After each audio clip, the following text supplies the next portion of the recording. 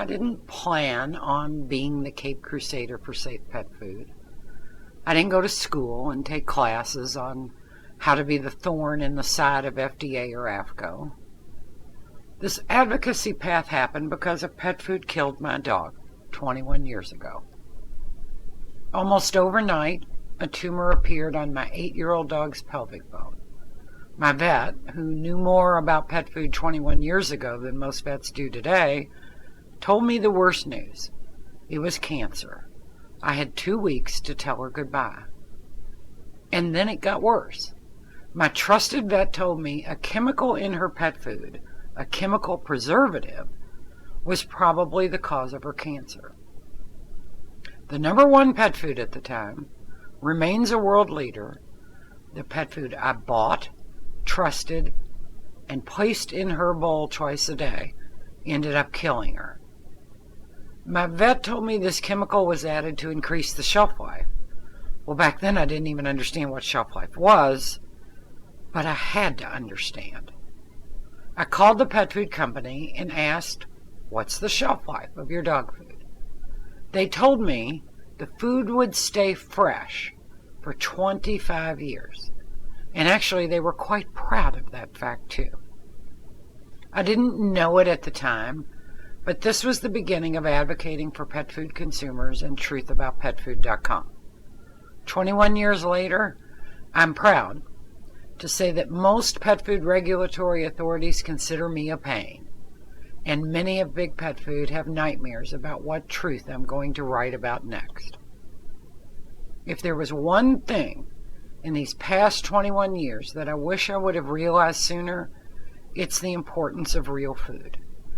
Briefly, here are my experiences that led me to this important realization. I hope you can relate to some of this and get the significance of real food sooner than I did. When I was a kid, I used to spend a lot of weekends with my grandparents. They lived out in the country on 30 or 40 acres of Kentucky hillside along the Ohio River. I didn't realize it at the time, but they lived a very simple life. Thanks to them, me, the city suburb girl, was exposed to uncomplicated things that I never would have without them. My grandparents raised beagles. Every 4 or 5 years they would have a litter of puppies and always keep a male from each litter. And each one of those male puppies were named Buster. Every 4 or 5 years, another litter of pups, another Buster. I remember there always being 3 Busters, Old Buster, Young Buster, and Buster. Every morning, probably her whole adult life, my grandmother made homemade biscuits, and I used to be just mesmerized by the process. My only experience of making biscuits was peeling the label off that tube, hitting it on the edge of the counter, pops open, place those biscuits on a baking sheet. My grandmother made biscuits from scratch. She had this big bowl, a biscuit bowl, full of flour.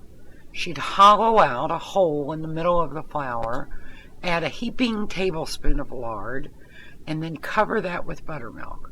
And with one hand, she'd mix the lard, flour, buttermilk, until it became this big ball of dough. This would be spread out on a floured cloth. She'd cut the biscuits, pop them in the oven, and they were so good. My grandparents had a big garden each year. Every morning after biscuits, my grandmother would head to the garden with grandkids in tow.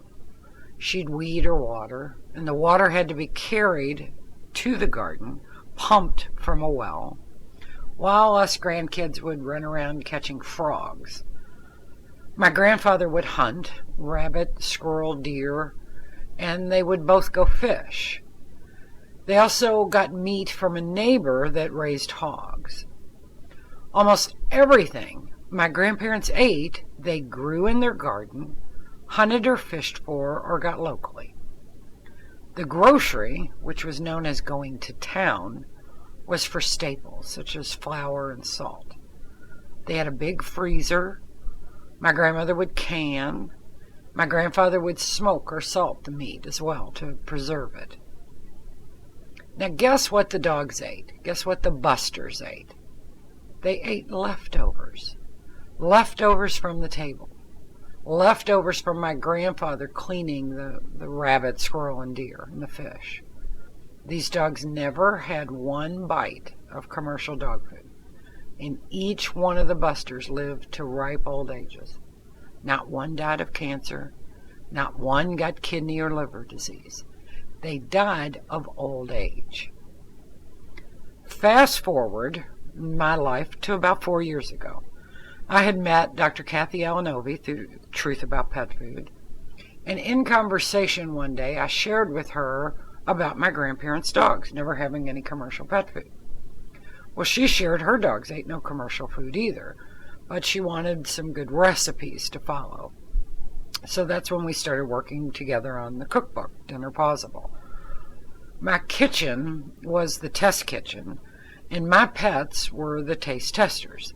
So I'd prepare a couple of the recipes for a few days, and all my animals would love them, but then I'd start to panic. What if I was doing something wrong?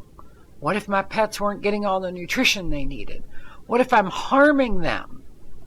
And I'd call Kathy in a panic, and she'd calm me down with the simple words, it's food. It's just food. It's okay.